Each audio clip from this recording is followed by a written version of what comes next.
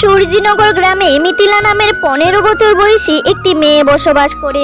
মিথিলার যখন 3 বছর বয়স, মিথিলার বাবা ক্যান্সারে মারা যায়। মিথিলার মা বড্ড অভাবে পড়ে যায়, ধার দেনা করে অবস্থা খুবই খারাপ হয়ে যায়। তখন মিথিলাকে নিয়ে শঙ্কর নামের এক লোকের সাথে বিয়ে করে। শঙ্কর মিথিলার সৎ বাবা। শঙ্করের বদ অভ্যাস ছিল, গাঁজা মদ খেত। এসব দিয়ে মিথিলাকে খুব অত্যাচার করত। মিথিলার মাকেও আজে বাজে কথা বলতো। মিথিলার মা তার সৎ বাবার অন্যায়ের বিরুদ্ধে কোনো কথাই বলতো না।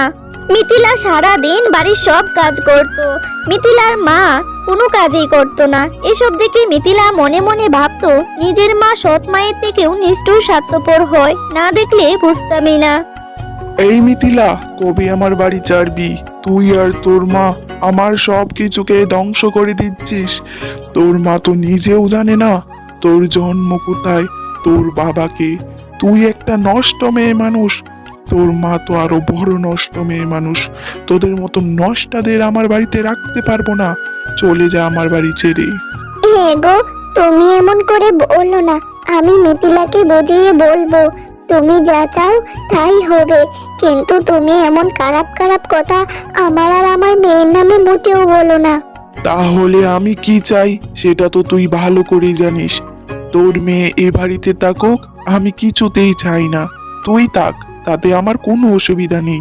তোর মেয়ে যদি এই বাড়ি ছেড়ে না যায়, আমি গ্রামবাসীর কাছে এমন কলঙ্ক চড়াবো তোর মেয়ের নামে, সবাই তোর মেয়ের গলায় জুতার মালা পরাবে, বুঝলি?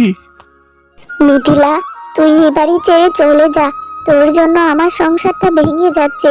তুই আমার সংসারটা এভাবে ভেঙে দিবি না। আমি তো এখন অন্য সংসারে আছি, বল। তুই চলে যা এখান থেকে। তোর বাবা চায় না এখানে তুই থাক। তুই এখান থেকে দয়া করে চলে যা। বাহ মা, তোমার সংসার খুব ভালো বলছো। তাহলে আমি তোমার কে? তুই যদি সংসার বুঝতে, দ্বিতীয় বিয়ে করতেই না। শঙ্কর বাবুর সংসারটা যেমনে করছো, ঠিক তেমন করে যদি আমার বাবার সংসারটা আগলে রাখতে, হয়তো আমাকে এই দিন দেখতেই হতো না। বাজে কথা বন্ধ কর। অনেক শুনেছি। তুই কে জিজ্ঞেস করছিস? তাহলে শুন, তুই আমার অতীত, কালো অতীত।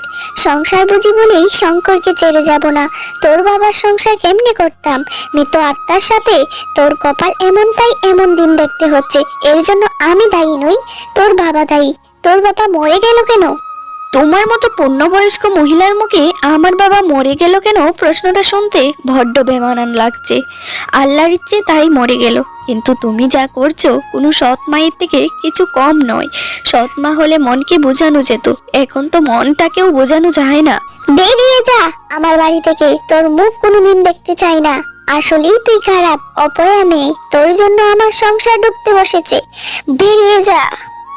এরপর মিথিলা তার মায়ের মুখে এসব কথা শুনে খুবই কষ্ট পায় এবং সে বেরিয়ে যায় বাড়ি থেকে সারা জীবনের মতো। হাঁটতে হাঁটতে একটি নদীর তীরে এসে বসে। হে আল্লাহ, আমার সাথে কেন এমন হলো?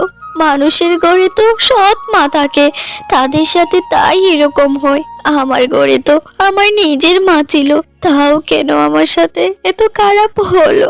কেন আমাকে দুনিয়াতে পাঠিয়েছিলে? কেন?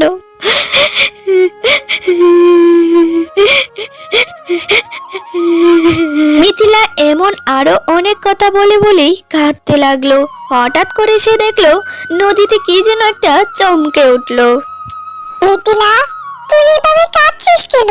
আরে বোকা মেয়ে, এভাবে কেউ কাঁদে? তোর সাথে যারা খারাপ করলো তাদের কথা ভেবে কান্নার কিচ্ছু নেই। তাদের কথা ভেবে বরং হাস। তারা তোর জীবনের সফলতার কারণ হবে।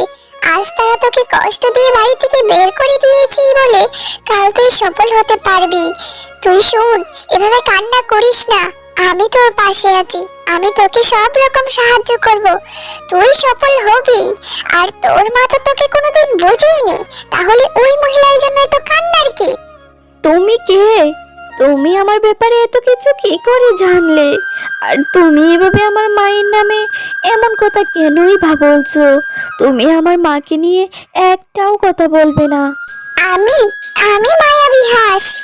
আমি জাদু করতে পারি। জাদু করে সব কিছু করতে পারি।